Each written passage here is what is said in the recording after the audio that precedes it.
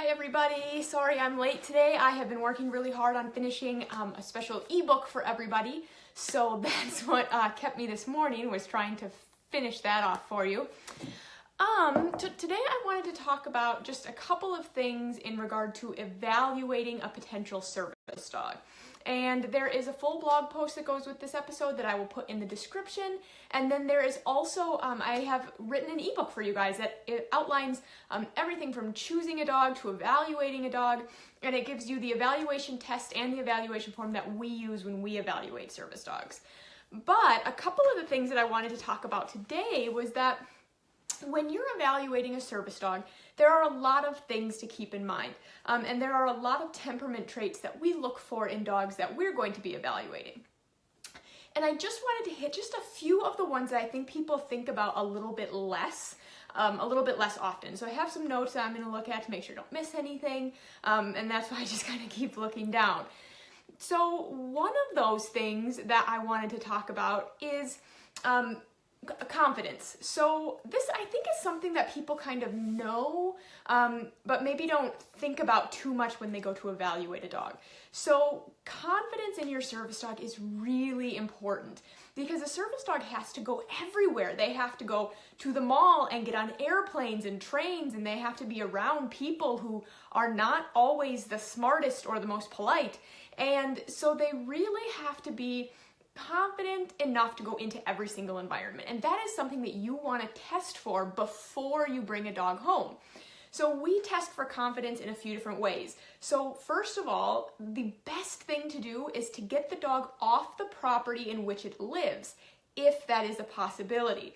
So if the shelter or the breeder or the person that you're looking at buying the dog from will allow you to take them off the property during the test, that is huge because that allows you to see how the dog behaves when they are not in a familiar environment, and that tells you a lot. So when we take dogs off the property in which they live, we like to rerun as much of our test as possible, and we're looking for a dog who stays happy, a dog who stays confident, and a dog who stays engaged with us even though we're somewhere new. So one of the things that you want to think about when you look at confidence is when you take the dog off the property, one of the other things, we evaluate for is sociability. And so we want a dog who's very social, who's very people-oriented. And the easiest way to do that is to take them to a new environment. So confidence and sociability kind of go hand in hand. And this is something that it goes to in depth in the ebook for you. So when I take a dog off the property, I'm looking for two things, right? One, that the dog is confident, that they stay happy and secure. So if you're not familiar with dog body language, you really need to research that before you go to evaluate a dog so that you know what a happy and confident dog looks like. Because sometimes stress is very subtle. Dogs will give us very, very subtle signs of stress, and you need to be able to recognize that. So when I take a dog off the property to test it, I want to see two things. One, that the dog stays confident and happy, and the other, that the dog still checks in with me, that the dog is still interested in hanging out with me even though we're somewhere new and there are other things to do. But here's where you need to understand dog body language, because you don't want to confuse clinginess in a nervous dog with sociability. So a social and confident dog will explore the environment, and then they'll come back to me, and then they'll explore the environment, and then they'll come back to me. And ideally, if I say their name or I sit down or I start to talk to them, they'll re-engage with me because I'm looking for a social dog, a dog who thinks I'm more interesting than the environment. What I don't want is a dog who is so fearful of the environment that they just stick to me because I'm safe, because they're hoping that I will protect them from the environment.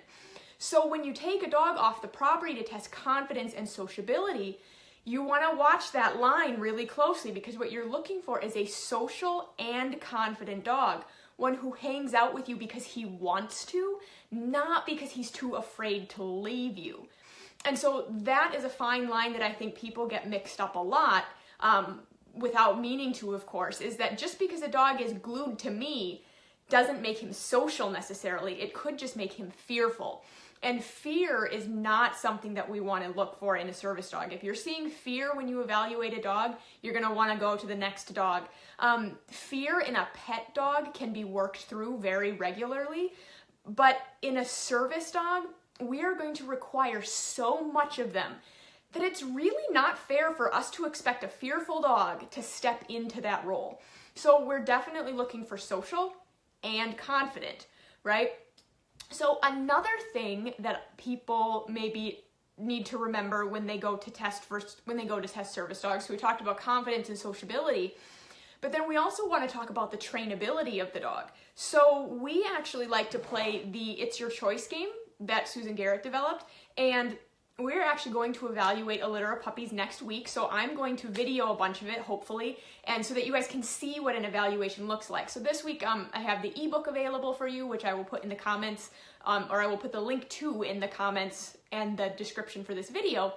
But next week, I'm hoping to get some actual video footage of us evaluating puppies so that you can see what it looks like, and then we'll send that out to anybody who had already downloaded the ebook.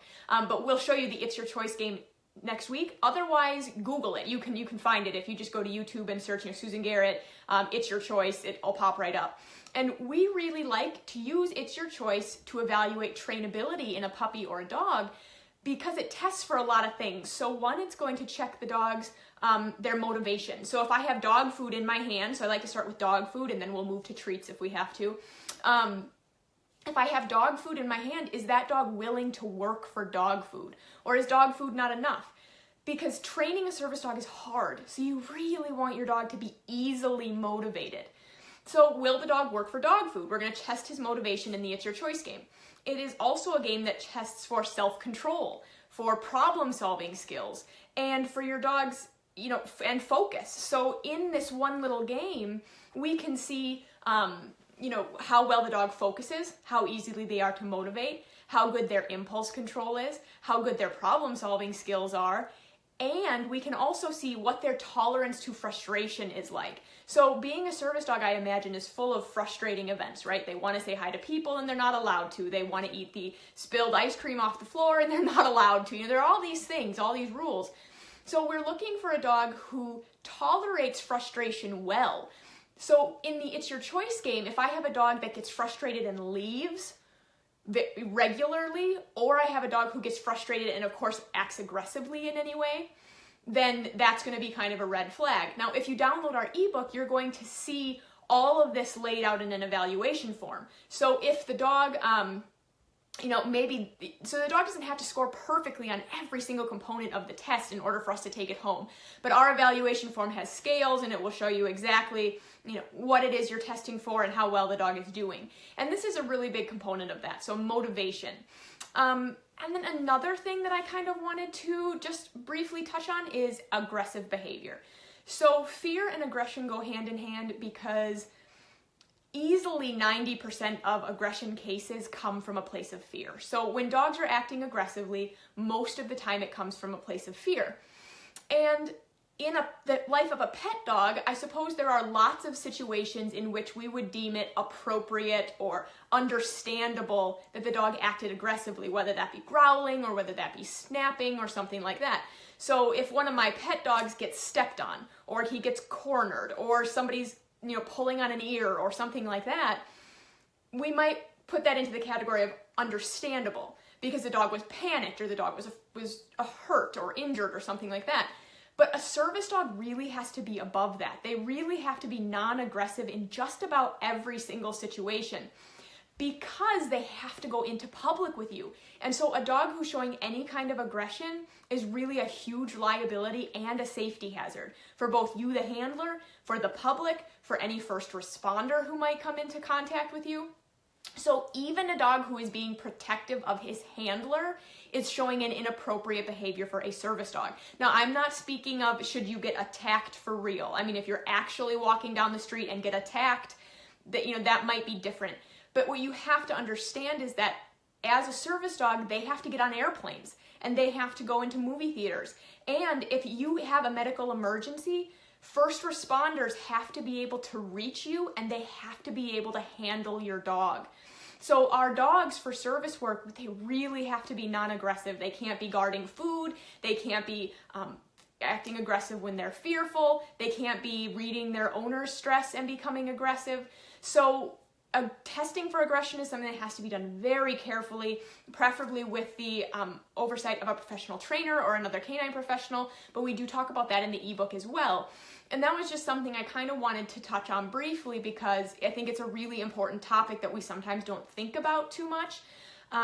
And like I said, the thing that a lot of people forget about is those emergency situations.